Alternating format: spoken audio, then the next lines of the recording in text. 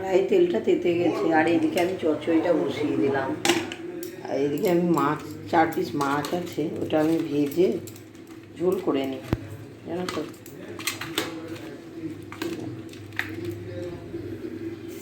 মাছটা ছুঁড়ে দিলাম।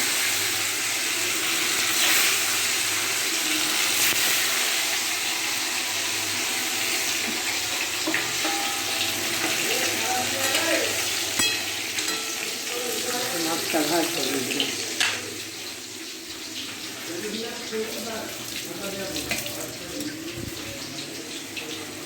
মাছটা ভাজা হোক, তারপরে আমি দিই।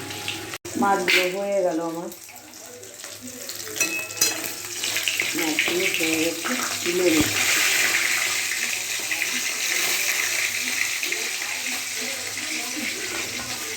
মাথাটা ভাজা হচ্ছে, বলতে পারি।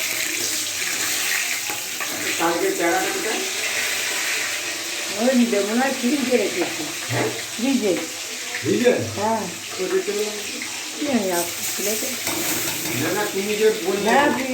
দেখলাম তো, আছে আছে তো। এই দেখো আমি দিয়ে দিলাম আদা, জিরে দিয়ে না, আমি এটা করছিলাম তো মাছটা ঠিক আছে, নিরামিষ করে নিই, পরে আমি মাছের মাথা দেবো আর করতে ধনে দিয়ে দিলাম।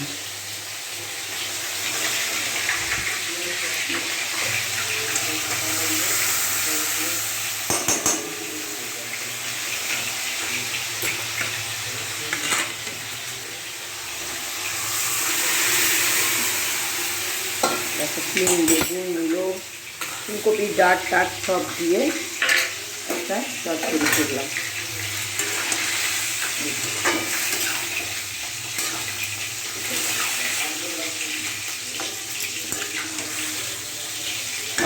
ভালো লাগে শীতকালে এই পাঁচমিশালি ডাঁটা বাটা সব কিছু দিয়ে না, ওটা এটা ভালো লাগে। নুন মিষ্টি সব দেওয়া আছে, একটু চাপা দিয়ে দিই, যে মাছটা আমি তুলে নেবো এখন।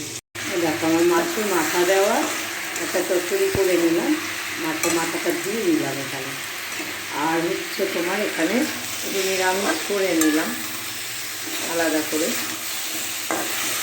সঙ্গে বসিয়েছিলাম দিয়েছি নিরামিষ, এটা আলাদা চচ্চড়ি করে নিলাম। সবাই তো আর খায় না মাছ দেয়, এটা হয়ে গেল, এটাও আমার হয়ে গেছে। নামিয়ে দিয়ে আমি এবার মাছের ঝোলটা বসিয়ে দেবো। দেখো আমি মাছের ঝোলটা এদিকে মানে আদা আর জিরে আর একটু পেঁয়াজ কুচি দিয়ে এগুলো বসিয়ে দিলাম টমেটো দিয়ে। আর এদিকে আমি ফুলকপি আর আলুটা ভেজে দিলাম, আলু আর ফুলকপি দিয়েই করবো। ভাজাটা হয়ে গেল, এবার আমি মশলাতে না ঢেলে দেবো। আমার খুব তাড়া আছে, যেহেতু খেয়ে বেরোবে, এই কারণে তাড়াতাড়ি করতে অনেকটা বেজে গেল, প্রায় 10টার কাছাকাছি বাজতে যায়, আমিও বেরোবো। এবার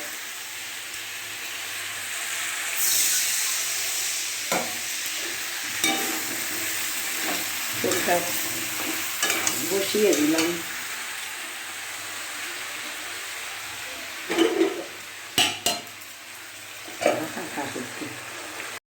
মাছের ঝোলটা হয়ে গেল, দেখো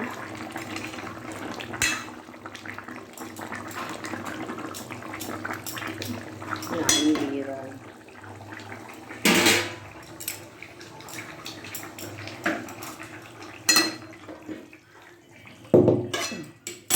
এখানে মাছের ঝোল হয়ে গেছে, কিন্তু ভাতটা হয়ে গেছে, আর এই যে তোমার চচ্চড়ি হয়ে গেছে মাছের মাথা দিয়ে। এবার আমি আর কিছু করলাম না আজকে, আর নিরামিষটা ওইদিকে রেখে দিলাম, তা নিরামিষ করেছি চচ্চড়ি।